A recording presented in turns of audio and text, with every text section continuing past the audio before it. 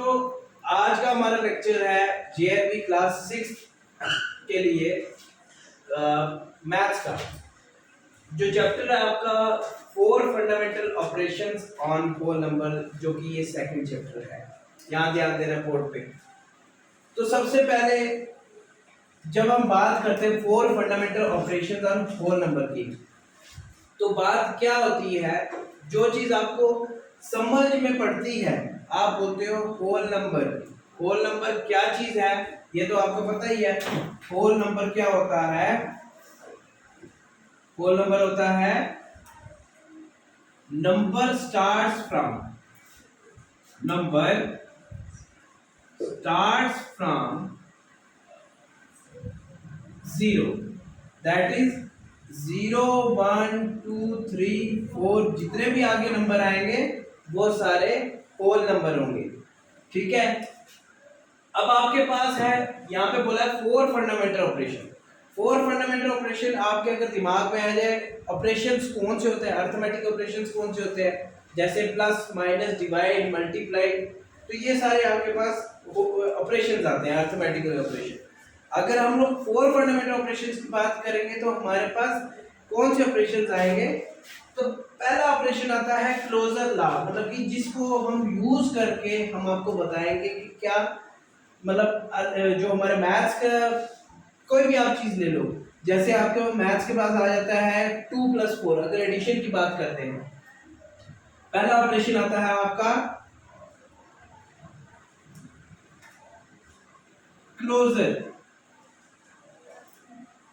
Law, मतलब कि closure law को लेके हम लोग चलेंगे तो मैं आपको बताऊंगा कि क्या होता है। जैसे आप लोग करते हो कि 2 + 1 = 1 + 2 के होता है, मतलब आप a + b को जो है b + a के इक्वल लिख सकते हो। मतलब कि क्लोजर लॉ आपका तभी सेटिस्फाई करेगा जब आपका a + b = b + a के होगा। ठीक है। अब देखो यहाँ पे जैसे 2 + 1 = 1 + 2 है। ठीक है। तो यहाँ पे 2 की जगह मैंने लिखा a और 1 की जगह लिखा मैंने b, तो वही चीज यहाँ पे 1 की जगह b है और 2 की जगह a है। तो यहाँ पे देखो a + b मतलब 2 + 1 = 3, तो b + a = 3, ये दोनों आपस में इक्वल है। ठीक है। अब हमारे पास सेकंड ऑपरेशन जो होता है, अब मैंने यहाँ पे आपको सिर्फ पहले क्या बताया है, पहले मैंने आपको ये चीज बताई है कि क्लोजर लॉ में जब हम एडिशन का ऑपरेशन परफॉर्म करते हैं तो वो कैसे होता है। अब बात करेंगे जब हम मल्टीप्लिकेशन की बात करते हैं, multiplication in case of closure law. अब जैसे हम लोग करते हैं 2 × 1 1 × 2, मतलब a × b = b × a के। तो कहने का ये मतलब है कि जो लेफ्ट हैंड साइड होगी वो राइट हैंड साइड के बराबर होनी चाहिए। क्लोजर लॉ तभी सेटिस्फाई होता है जब हमारे पास left hand side right hand side के बराबर होनी चाहिए। ठीक है, तब होती है, मतलब अगर ये होंगे तभी जाके हमारे पास क्लोजर लॉ सेटिस्फाई करेगा। ठीक है। तो अब हम सेकंड लॉ की तरफ बढ़ते हैं, दैट इज कमोटेटिव लॉ। ठीक है।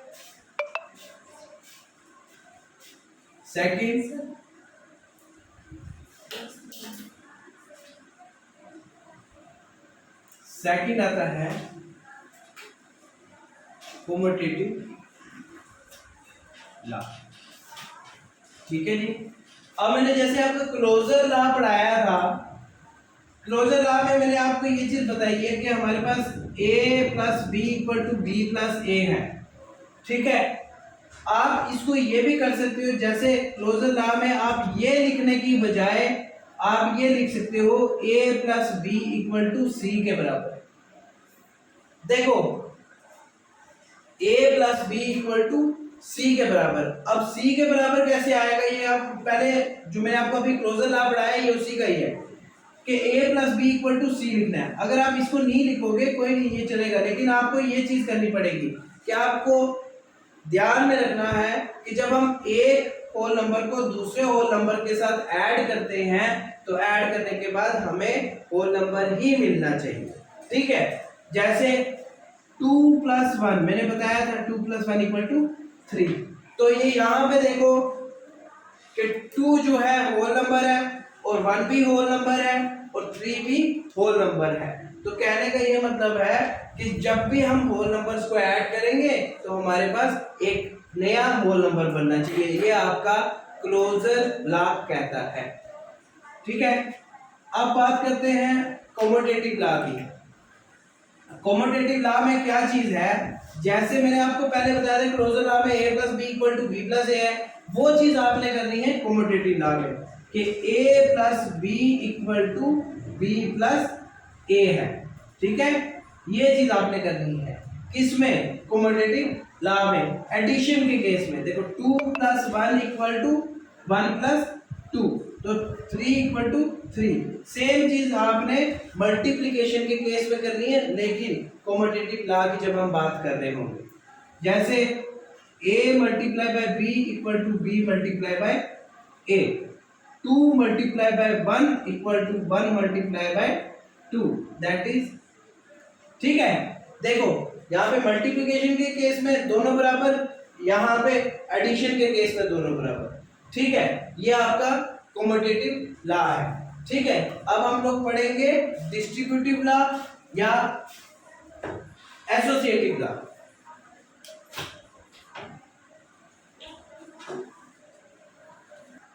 तो बच्चों अब थर्ड लॉ हमारे पास आता है एसोसिएटिव लॉ। एसोसिएटिव लॉ में आपने ध्यान रखना है कि हमारे पास यहाँ पे 3 वैल्यूज होंगी, ठीक है। 3 वैल्यूज को लेके हम लोग चलेंगे। जैसे हमारे पास होता है कि a + b + c = a + b + c। अब देखो इस केस में हमने क्या किया हुआ है, यहाँ पे हमने किया है कि पहले a को लिया है और फिर अंदर ब्रैकेट के अंदर दो टर्म को रखा है b और c को, मतलब कि दोनों जो है सेकंड और थर्ड टर्म को हमने यहाँ पे लिया है, तो इनको ऐड किया है, फिर उसके बाद इसको ऐड किया है। लेकिन जो राइट हैंड साइड है, राइट हैंड साइड में हमने पहली दो टर्म को ऐड किया है, फिर उसके बाद तीसरी टर्म को ऐड किया है।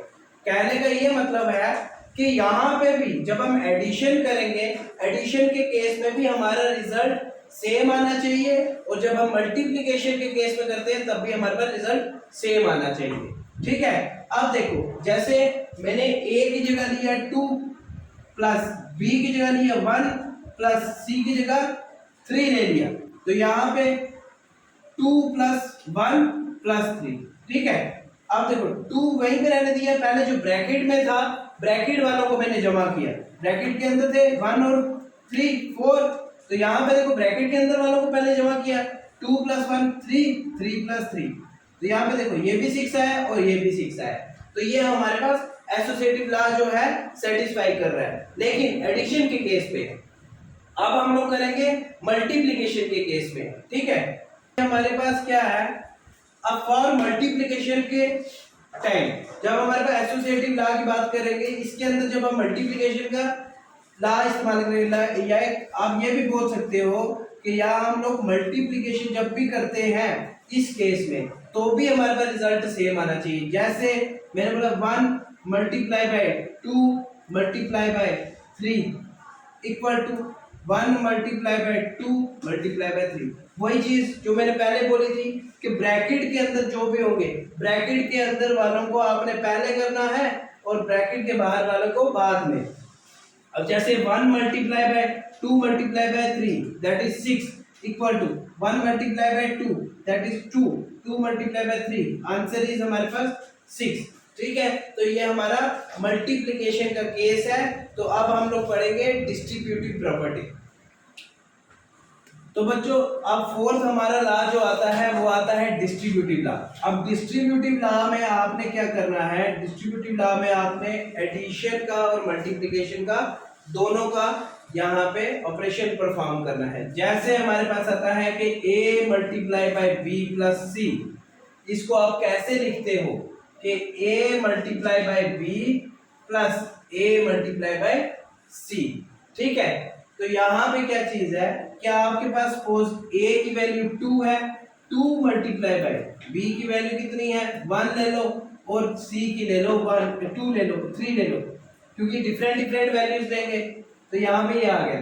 फिर अब देखो पहले a जो है 1 के साथ मल्टीप्लाई हो रहा है, that is 2 multiply by 1 plus फिर a जो है c के साथ मल्टीप्लाई हो रहा है 2 मल्टीप्लाई बाय 3। अब देखो 2 मल्टीप्लाई बाय 1 प्लस 3 4, ठीक है, equal to 2 multiply by 1 equal to 2 plus 3 multiply by 2 equal to 6। अब देखो 2 4 आर 8 और 2 प्लस 6 इक्वल टू 8। तो यहाँ पे left hand side equal to right hand side. तो ये हमारे जो है लाज खत्म हो गए हैं। कौन से फंडामेंटल ऑपरेशंस जो भी हम लोग पढ़ रहे थे उनके अंदर जितने भी लाज आते हैं, अभी ये 4 ला पढ़े हैं, और बाकी जो होगा जैसे प्रॉपर्टी ऑफ 0 है, प्रॉपर्टी ऑफ 1 है, तो ये हम लोग आगे नेक्स्ट लेक्चर में पढ़ेंगे, और डिविजिबिलिटी टेस्ट भी हम लोग नेक्स्ट लेक्चर में पढ़ेंगे। ठीक है, तो थैंक यू सो मच।